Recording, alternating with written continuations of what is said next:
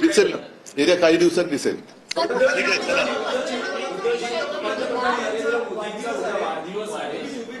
बघा मोदी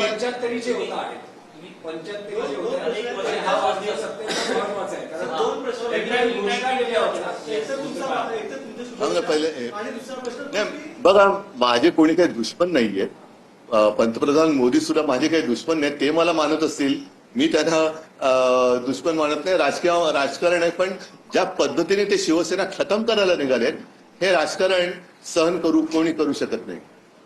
आणि तरी देखील त्यांच्या मनात पाप जरी असलं तर मी मात्र त्यांना शुभेच्छा देतोय की लवकरात लवकर आपल्याला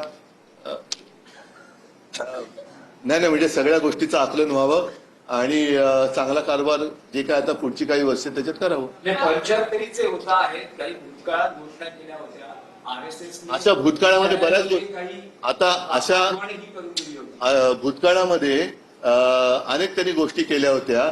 त्या सगळ्या घोषणांची भूत आता त्यांच्या मानगुटीवर बसलेत.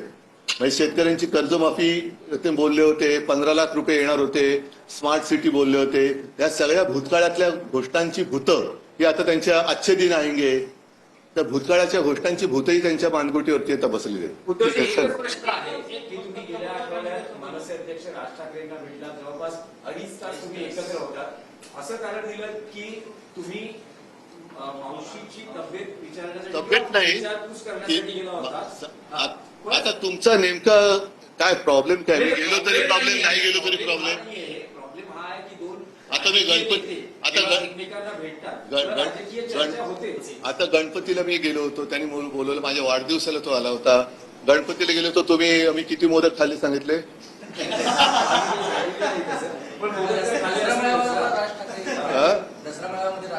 थांबा नाही एक तर मी साहजिकच आहे, मावशी त्यावेळेला ती बोलली होती की असंच येत राहा, येऊन भेट. तर आता आमचं हे एवढ्या वर्षानंतरचं येणं जाणं सुरू झालं. ठीक आहे सर.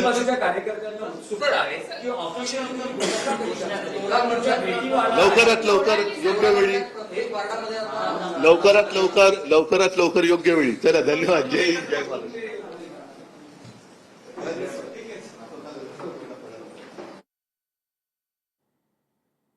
तर शेतकऱ्यांना लवकरात लवकर पंचनामे करून नुकसान भरपाई द्या अशी मागणी उद्धव ठाकरे यांनी केली आहे.